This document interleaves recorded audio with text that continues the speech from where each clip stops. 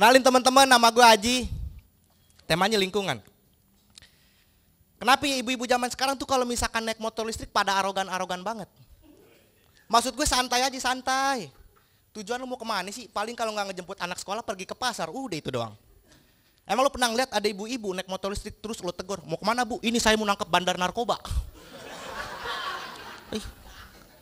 Sebenarnya motor listrik ini bagus loh. Tujuannya untuk mengurangi angka polusi di Jakarta. Tapi semenjak gue tahu yang punya kebanyakan ibu-ibu, gue jadi merasa khawatir. Yang gue takutin nih, ibu-ibu kalau misalkan naik motor listrik ugal-ugalan di jalan, gue cuma takut dia nabrak di sub istirahat.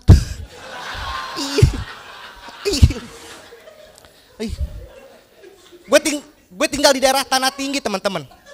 Bisa dibilang tempat tinggal gue ini adalah pemukiman padat penduduk. Tapi kebanyakan orang tanah tinggi, kalau misalkan naik motor nih selalu kebut-kebutan. Contohnya cabe-cabean bonceng 3. Ini biasanya yang di bonceng paling belakang rambutnya suka masih basah. Begitu dia lewat, bau banget pentin. Bisa dibilang juga tanah tinggi ini adalah surganya kuliner, bener. Banyak orang yang bilang. Bahkan di tanah tinggi ini ada makanan yang terkenal banget bang, namanya nasi perang. Buat yang belum tahu, nasi perang itu isinya nasi uduk gorengan sama anak budut. Dibungkusnya nggak pakai kertas tapi pakai bendera Semapur. Kenapa sih namanya bisa nasi perang? Oke, gue kasih tahu. Karena di tanah tinggi nih, doyan banget sama yang namanya tawuran. Bisa dibilang tanah tinggi itulah tempatnya para syuhada. Tanah yang diberkahi. Di tanah tinggi tuh udah deket banget bang sama yang namanya musik dangdut. Bener dah. Bahkan kalau misalkan ada yang hajat, hiburannya udah pasti dangdut. Nikahan musik dangdut, sunatan musik dangdut. Bahkan kalau misalkan gak ada yang hajat, kita sewa dangdut dorong. Biarin biduannya jelek, yang penting bisa nyanyi pantun janda. Kuda yang mana Tuhan senangi. Kuda yang putih di atas meja.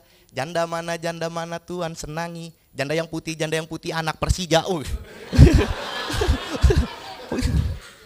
Kalau ngomongin soal musik dangdut paling kagak enak kalau misalkan kita nggak ngomongin biduan. Bahkan gue pernah nemuin sendiri bang biduan yang orangnya kocak bener di tanah tinggi.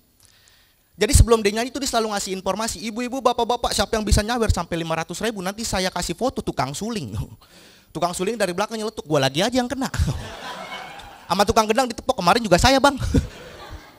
Kalau misalkan ngomongin soal musik dangdut, pasti nggak enak kalau misalkan nggak ada yang nyawer. Apalagi nih orang tanah tinggi yang nyawer, orangnya banyak duit. Begitu naik panggung, duitnya langsung disebar. Biduannya lompat, jadi dah kupu-kupu. Namanya orang nyawer kan random ya. Kita nggak bisa tahu nih sikapnya kayak gimana. Ada yang nyawer 20.000, tangan biduan dipegang. Nyawer 50.000, biduannya dipeluk. Nyawer 100.000, bininya marah. Sama biduannya dikejar. Tadi suami lo request lagu rungkat. Gue tinggal di tanah tinggi teman-teman. Dan rumah gue di tanah tinggi ini kecil banget gitu. Sempit banget. Gue kadang suka ngiri sama rumah orang yang halaman rumahnya ini ada meja makan. Di rumah gue mah kagak ada. Boro-boro bisa naruh meja makan, ada tamu datang aja, tamunya disuruh duduk di teras orang. Numpang ya ibu bentar, yang kemarin aja belum pulang.